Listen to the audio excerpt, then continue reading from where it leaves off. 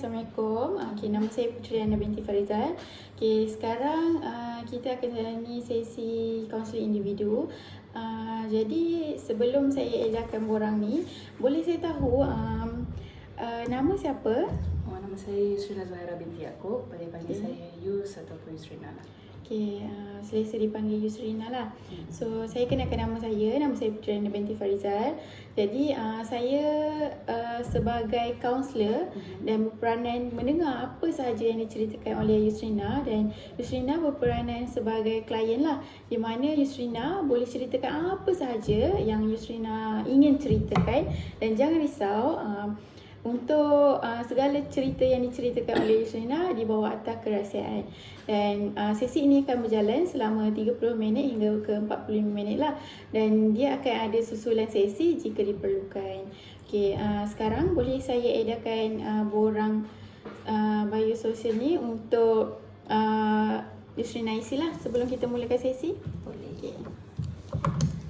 So sebelum ni Yus pernah jalani sesi kaunseling individu? Pernah. Pernah ya? Daripada apa tu? Zaman diploma lagi. Zaman diploma, so dah macam biasalah, betul? Biasa masuk jadi klien lah. Jadi kaunselor tu masih tengah belajar lagi. So faham. Jadi tak mengganggu ke kalau saya tanya waktu Yusrina isi borang? Tak apa macam Yus cakap, Yus dah biasa kan?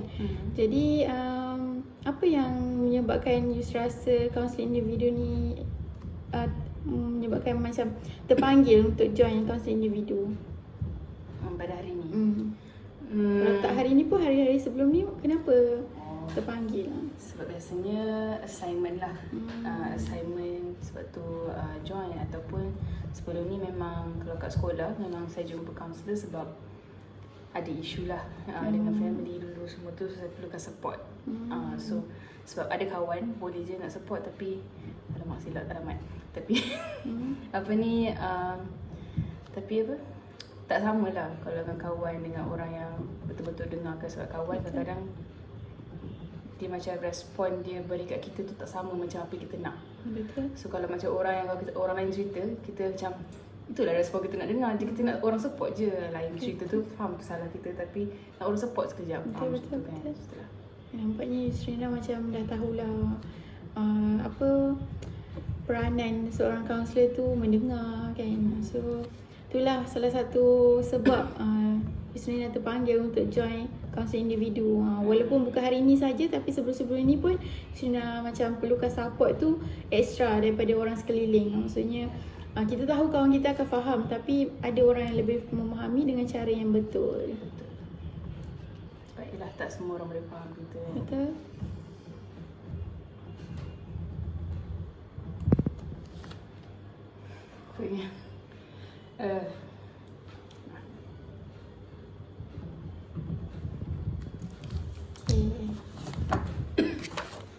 Terima kasih. Untuk saya kiranya saya akan tanya soalan berdasarkan borang yang awak isi lah. So borang yang diisi adalah benar sama sekali. So dekat sini nama awak Yusrina, boleh panggil Yusrina, betul? Kat sini ada cakap sebab dapatkan kaunseling sukarela. So seperti yang diceritakan oleh Yusrina, Yusrina memang terbiasa untuk dapatkan kaunseling individu, betul? Apa yang Yusrina dapat, perasaan Yusrina selepas mendapatkan sesi kaunseling individu pada sebelum ini? It depends. Sebab pada sometimes kalau kita jumpa seorang tu, memang kita buat sesi dengan dia, tapi mungkin ada kesedaran, tapi tak sepenuhnya. Sebab mungkin dia kata masalah dah selesai, tapi belum lagi. Macam tu, macam traumatik tu still ada lah. Mungkin tu masalah saya sendiri sebab susah nak berubah. Tapi sebab kalau cerita ada setengah tu okey, setengah tu kurang. Nampaknya Yusrina tahu macam perubahan selepas mendapatkan sesi. So bagus untuk Yusrina. Tapi adakah ia bergerak menjadi lebih positif, bertambah sedikit, ataupun memang tak ada perubahan? Ada. So bagus untuk Yusrina. Kat sini pun Yusrina dinyatakan yang untuk maklumat keluarga, seperti yang dimaklumkan, Yusrina anak pertama anak tunggal lah. So boleh tak cerita apa yang sering dilakukan oleh anak tunggal sekiranya berada di rumah ke? Macam mana nak cakap, biasa je kot sebab kita kan tak ada adik-beradik, nak borak siapa-siapa, tapi saya ada kucing, saya ada hewan peliharaan. So itulah tempat saya meluar, tempat saya bermain, macam tu. Tapi kalau teringin nak rasa ada adik tu, pernah juga teringin, tapi sometimes tu rasa macam seronoknya nak seorang ni sebab kita macam tak perlu ni kan. Tapi cuma saya rasa yang kurangnya jadi anak tunggal sebab social kurang. Kita nak bercakap dengan orang tu macam mungkin nak trust seseorang, nak bila bercakap tu tak ada sebab kita banyak tempat kita seorang-seorang, semua benda kita pendam macam tu kan. So macam apa-apa pun dengan mak saya. Okay, maksud tadi you sudah cakap yang susah untuk bersosial dengan orang. So golongan yang mana you susah untuk bersosial tu? Golongan yang mana? Golongan remaja, rakan-rakan ataupun orang tua, macam tu. Semua. Semua. Sebab saya jenis yang introvert. Introvert. So, tapi kalau bila saya selesa dengan orang tu, saya boleh. Okay, sekarang selesa dengan keadaan. Okay, good macam perkataan yang dikeluarkan oleh Yusrina banyak positif. So saya suka dan teruskan. So untuk pencapaian akademik yang seperti dimaklumkan, nampaknya Yusrina seorang yang macam bagus dalam pendidikan. So sekarang ni kita boleh beralih kepada maklumat kesihatan secara umumnya. Okay, adakah anda kat sini Yusrina cakap Yus pernah hadiri sesi? Okay, ya. Lepas tu pernah ambil ubat-ubatan tak pernah lah ya. Okay. Okay, seterusnya kat sini kita ada bagi tahu skala kesihatan fizikal dan Yusrina menandakan baik. Okay, kenapa dalam keadaan baik bukan amat baik?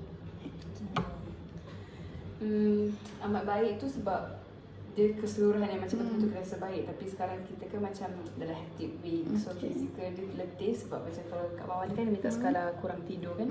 So saya kurang tidur sebab banyak benda kita kena siapkan masa hectic week ni. Banyak assignment, lepas tu problem ni report, so semua tu. So tidur tu drag. Macam semalam pun saya tidur bertiga. Kat Bintara lagi tengah buat report. Okay, faham. Maksudnya kat sini you seorang yang macam mempunyai kesihatan fizikal yang baik, mungkin boleh jadi amat baik, tetapi dengan keadaan sekarang Yusrina prefer untuk tick kepada baik lah sebab banyak perubahan yang berlaku kerana minggu-minggu yang hujung-hujung ni kan. Okay, so kat sini tak banyak tidur pun yang cakap tidak memuaskan seperti yang dimaklumkan oleh Yusrina. Tidur lewat malam, macam bukan lewat malam tu, dah lewat pagi sebenarnya. Okay, lewat pagi yang menyebabkan kita macam rasa macam kurang semangat lah sebab waktu tu sepatut waktu tidur kan. So kat sini, berapa kerap anda melakukan senaman dalam seminggu? Maksudnya setiap hari? Ya, saya turun tangga Pak Madam. Okay, faham. Nampaknya tu salah satu senaman yang orang tak nampak. Betul? Kan? So tapi benda ni berkesan lah untuk Yusrina. Okay, so nyatakan corak pemakanan. Pemakanan Yusrina adalah baik. So baik kat situ. So kita beralih kepada situasi di mana kehilangan orang yang signifikan pernah hilang. Kalau tak keberatan, boleh tak nak tanya siapa dan nyatakan tempoh masa. Okay, kalau yang orang signifikan ni, saya pernah kehilangan atuk saya. Okay. Saya memang rapat dengan atuk saya. Tapi baru-baru ni saya baru kehilangan nenek saya lah. Dan paling orang yang saya rapat atuk saya memang terkesan lah waktu tu saya ambil SPM. So cerita dia macam mana? Saya dulu ada aktiri dengan mak saya lah, aktiri dengan mak saya. So bila mereka ada problem ke, saya tak suka duduk kat rumah tu, saya akan pergi rumah atuk saya. Sebab rumah saya kat atas, rumah atuk saya kat bawah. So apa-apa pun balik sekolah, saya akan duduk rumah atuk saya. So bila satu hari tu saya dapat kejutan bahawa atuk saya tak ada lagi, macam masuk hospital time tu, saya terlampau sedih, terlampau stress waktu tu SPM. So benda tu macam tertekan lah. So bila saya belajar waktu SPM tu pun saya belajar kat hospital, so semua ni. So waktu tu saya rasa subjek maths kot, tiba-tiba dapat tahu yang atuk saya dah tinggalkan dan meninggal. So tu memang terkesan untuk saya fikir macam tak ada tempat untuk diluahkan. So maksud terkesan tu, maksud akademik Yusrina terkesan waktu ketika Alhamdulillah lah. Walaupun dia macam tu, tapi Alhamdulillah okey. Masih bagus lah. Cuma dia terkesan tu sebab kita hilang orang yang macam tempat kita untuk meluah. Macam atuk saya, macam saya ni tak ada ayah. Ayah saya, ayah kandung saya dia tak ada, bukan tak ada, tapi tak tahu kat mana dia. ITV pun saya tak rapat, tapi dia sekarang jadi arwah. Tapi saya tak rapat sampai sekarang lah. So bila atuk saya tu, saya tak ada siapa nak meluah. Maksudnya macam bagi saya, sebab mak saya ada, tapi time tu macam Sebenarnya saya rapat dengan mak saya tapi saya tak boleh luahkan apa yang perasaan saya time tu sebab semuanya dikaitkan dengan hari tu. So time tu mak saya kan rapat dengan dia, so saya tak boleh nak cerita lah. So atuk saya sentiasa mendengar. Saya faham. Saya turut bersimpati dengan apa yang diceritakan oleh Yusrina. Harap Yusrina, kita bila kita hilang orang tersayang ni memang kita akan rasa sedih, tapi sedih tu adalah satu perasaan. Pastikan mental kita, kesihatan kita lebih terjaga, sebab kalau orang yang sayang orang yang kita sayang tu ada, dia still akan take care pasal kita kan. So macam mana dia sayang kita, macam itulah kita akan sayang diri kita. So kalau kesedihan ni pernah masuk kesedihan yang melampau lah, so boleh kongsikan. 2 minggu kot. Masa 2 minggu lah saya betul-betul depressed. Dan tu lagi waktu tu kacau waktu exam. Sedih ke pelajar juga kan, saya depressed juga lah time tu. Macam katakan 2 minggu jugalah, 2 minggu lebih lah. Nak kata macam depression sangat teruk lah. Just macam depressed yang macam memang tak boleh cakap dengan orang, duduk senyap, macam malas nak cakap. So dia susulan daripada kehilangan orang yang signifikan menyebabkan Yusrina sedih. So kemurungan tu adalah disebabkan daripada kehilangan orang signifikan juga ataupun situasi yang lain? Ada je yang pernah sebabkan signifikan ni. Ada juga sebab yang saya katakan tadi macam ITD saya tu kan, saya ada juga walaupun ITD datang dengan package 2 orang anak dia. So saya dapat abang dengan adik tiri. So saya kan tak pernah bergaul dengan adik-beradik kan. So bila saya dapat 2 lelaki ni, sebenarnya diorang memang karakter diorang sangat lain lah. Saya pun tak boleh masuk. So diorang punya ni, so saya macam depressed juga sebabkan diorang. Sampai saya satu hari tu saya tak boleh bercakap langsung kat rumah. Saya kurung dalam bilik, saya memang tak boleh bercakap dengan diorang. Saya macam kalau nampak diorang saya akan stress, saya nak marah. So sampai tu saya macam biasa dalam bilik tu kot macam tu lah. Pergi sekolah saya akan jadi macam orang lain. Saya akan macam rumah. Tapi balik rumah saya akan jadi macam totally different person. Saya akan duduk dalam bilik je macam tu.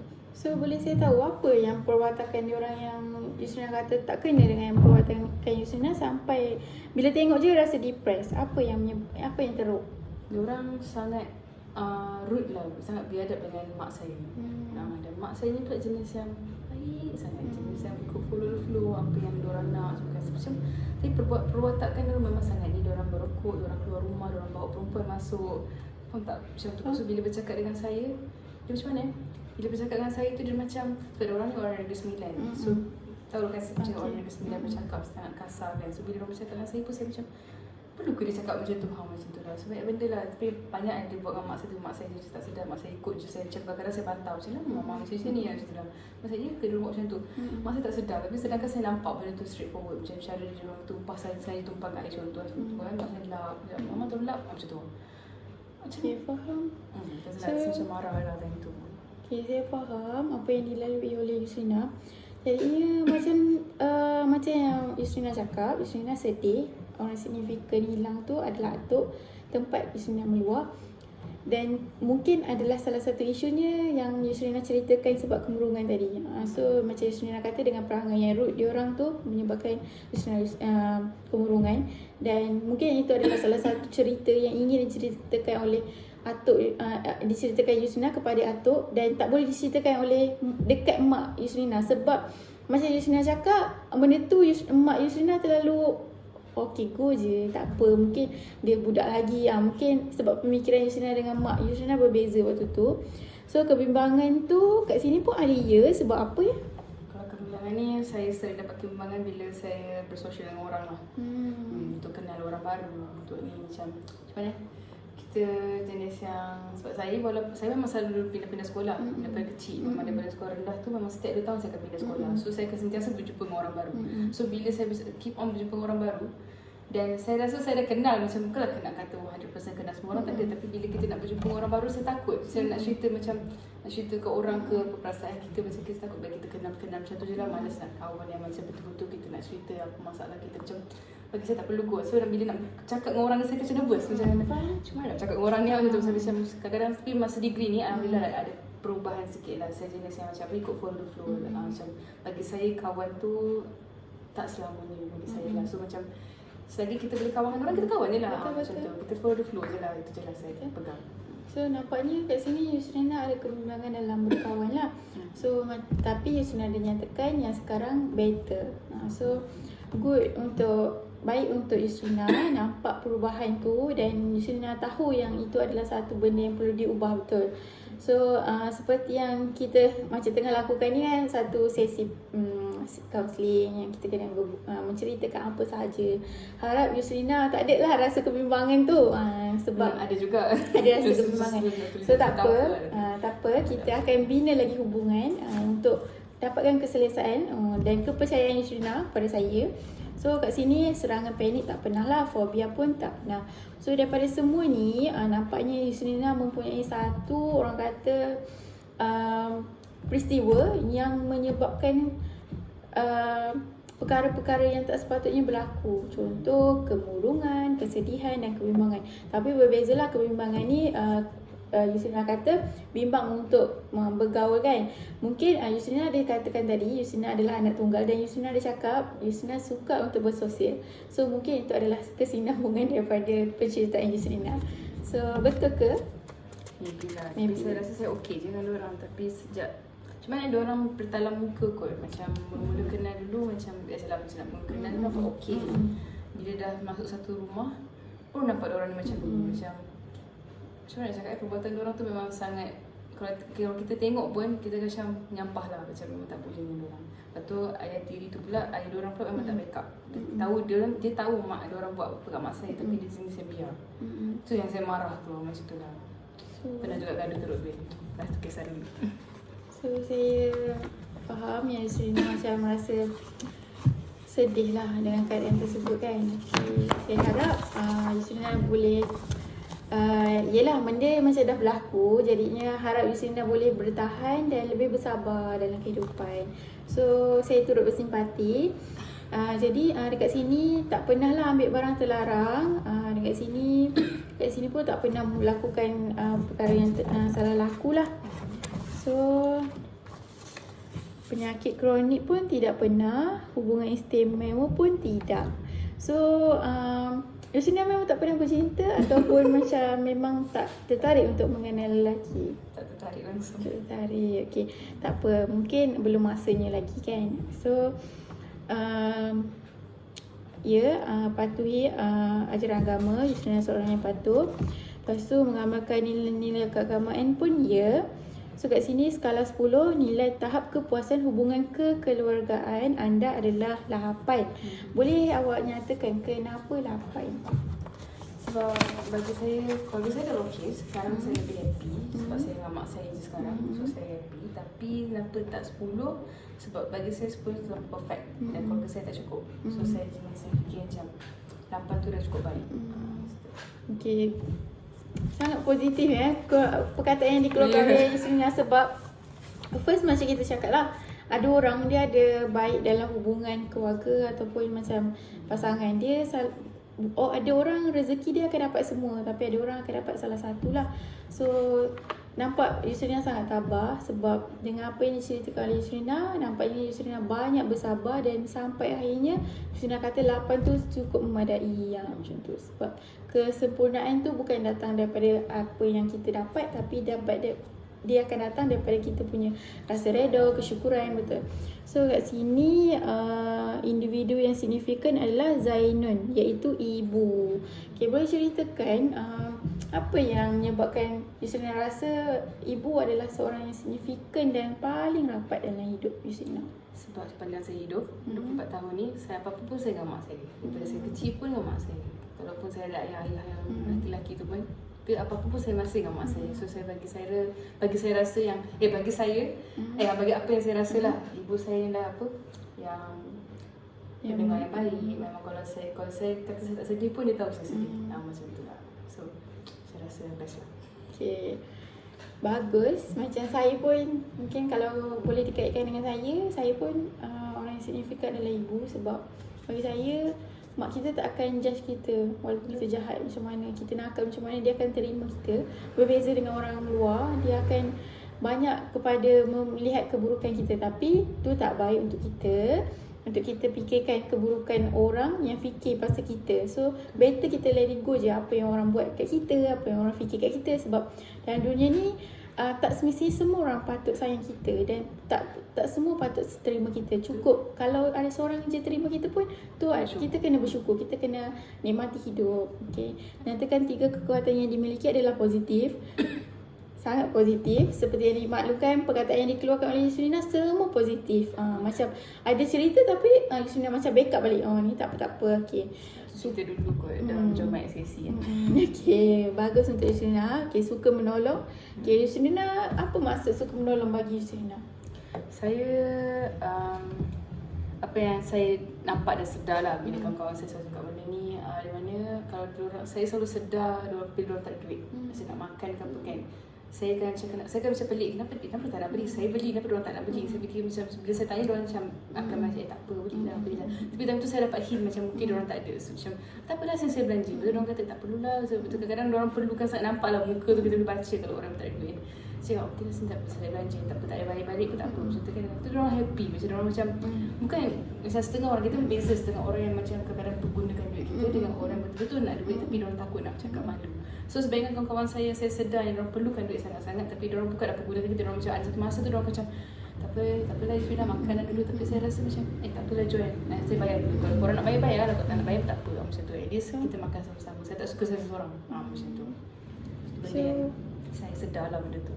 Okay, suka menolong boleh jadi macam suka memberi jugalah. Sebab apa yang diceritakan oleh Yusrina suka memberi walaupun keadaan tu tak diminta sekalipun dan tak inginkan balasan apa-apa. Sebab yelah dengan proses membesar Yusrina ada sifat simpati yang sangat tinggi dekat manusia, menyebabkan tu efek kepada Yusrina sekarang. Betul tak? Okay, friendly. So nampak Yusrina macam nada suara pun macam seronok bila bercerita. So boleh cakap, boleh menyatakan tak Yusrina rasa macam mana bila ada dalam keadaan degree ni, ada kawan-kawan, so macam mana? Saya rasa okey.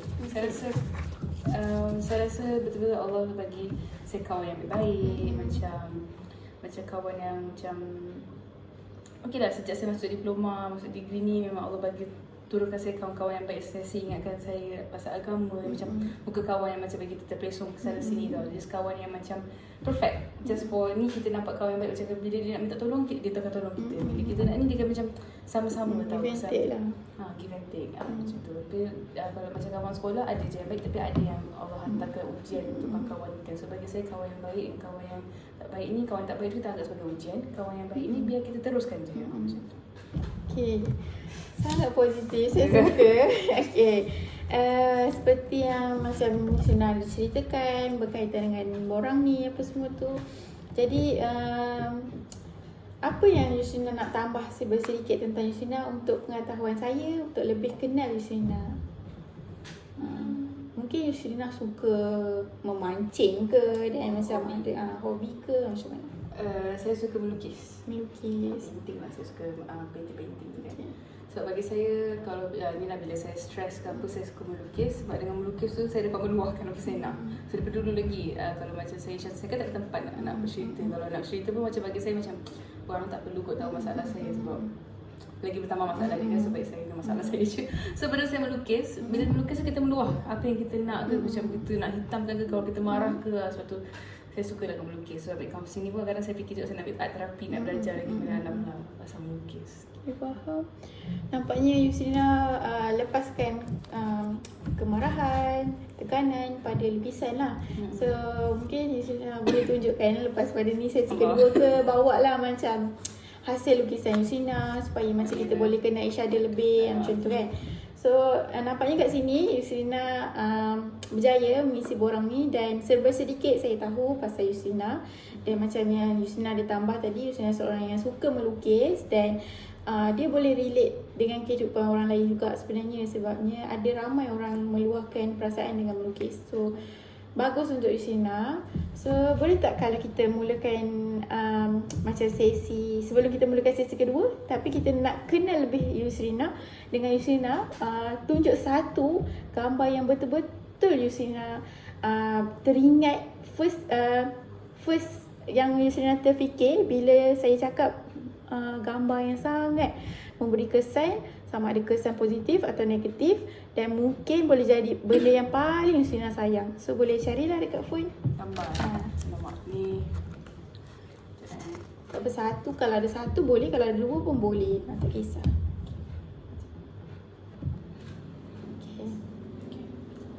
Ni gambar. Okay. boleh saya tahu siapa dua individu yang ada dalam gambar ni? Okay, ni gambar saya dah kan. Hmm. Ni gambar mak saya, ni gambar aunty saya, adik mak saya. Faham? So kenapa saya cakap gambar ni penting? Sebab Okay. ni lah family yang saya ada sekarang yang saya happy. Okay. Walaupun perempuan semua, tapi 3 orang ni lah saya rasa macam lengkap saya. So ada seorang mak dengan seorang ayah. Dua-dua ni memang beranak. So walaupun orang kata apa, yelah macam sebab ni aunty saya pun belum kahwin lagi dan mak saya sekarang ibu tunggal kan. So bagi saya macam tanpa seorang lelaki pun kita boleh hidup je. Macam itulah mungkin sebab itulah saya rasa macam tak rasional yang saya beritahu sebelum kita masuk sesi ni kan, saya beritahu yang saya mungkin akan cerita pasal apa Tak rasional. dengan saya tak cari semua lelaki kan. Okay. Sebab yelah aku pun dah tahu life saya sedikit di mana apa ayah kandung saya dulu dengan dia, sebab ayah kandung saya ni a bit macam mana abusive lah dengan mak saya, dan dia memang diorang memang kalau bergaduh memang depan saya. So macam saya buat benda trauma juga lah pada diri saya yang saya orang tak percaya lelaki dah. So datang pula si instant diri saya ni dengan perangai dia. So saya pun macam memang semua lelaki ni macam ni lah. So macam bagi saya macam buat apa kita nak ada hidup macam tu lah. Macam tak rasional tu, tapi saya faham, saya tahu benda tu, tapi tapi benda tu macam saya tak kisah. Tapi gambar ni apa yang saya rasa macam seronok ialah saya ada family. Walaupun kecil, 3 orang, walaupun memang tak cukup ayah ke apa, tapi saya rasa happy. Sekarang saya happy. Okay, cukup untuk Yusrina cerita ataupun ada tambahan gambar yang macam boleh Yusrina ungkapkan rasa gembira lagi? Dah kena kucing lah kot. Saya kucing-kucing macam tu lah. So, seperti yang diceritakan, Yusrina mempunyai mak saudara dan mak, dan Yusrina menganggap mereka adalah satu family yang lengkap untuk Yusrina, di mana Yusrina ada traumatik dengan lelaki iaitu ayah Yusrina dan ayah tiri Yusrina. So disebabkan itu Yusrina memikirkan yang lelaki itu sama, betul? Okay, kat sini kita boleh nampak yang Yusrina ada isu yang ingin dibawa. Jadi boleh kita bawa kepada sesi seterusnya untuk menerokai isu yang ingin dibawa oleh Yusrina. Boleh. So setakat ni ada apa-apa yang Yusrina nak tambah ataupun Yusrina sendiri nak ceritakan supaya kita lebih rapat ke untuk lebih mengenali Yusrina macam mana? Tak ada kot. Tak ada Saya So, tak cerita apa. okay. Nampaknya Yusrina enjoy dengan apa yang Yusrina ceritakan. Ending dia happy, iaitu Yusrina mempunyai keluarga. So kita simpulkanlah. Pada sesi pertama ini kita isi borang biopsykososial, iaitu untuk prasesi. Yusrina menyatakan maklumat Yusrina dalam ni adalah benar, dan seperti yang diceritakan oleh Yusrina, ada isu yang menyebabkan Yusrina tertekan, sedih, apa semua tu. Tetapi ending kepada penceritaan pada hari ini kita tutup dengan gambar yang Yusrina ceritakan adalah satu family yang lengkap. Dan syukur untuk Yusrina sebab Yusrina ada cakap yang Yusrina lebih better dalam pergaulan, dan Yusrina dapat rezeki berkawan dengan orang yang baik, mengingatkan tentang agama. So itu dah cukup untuk Yusrina. So boleh kita tamatkan sesi untuk dapatkan, dan kita akan lakukan sesi seterusnya dalam 2 minggu lagi. Boleh.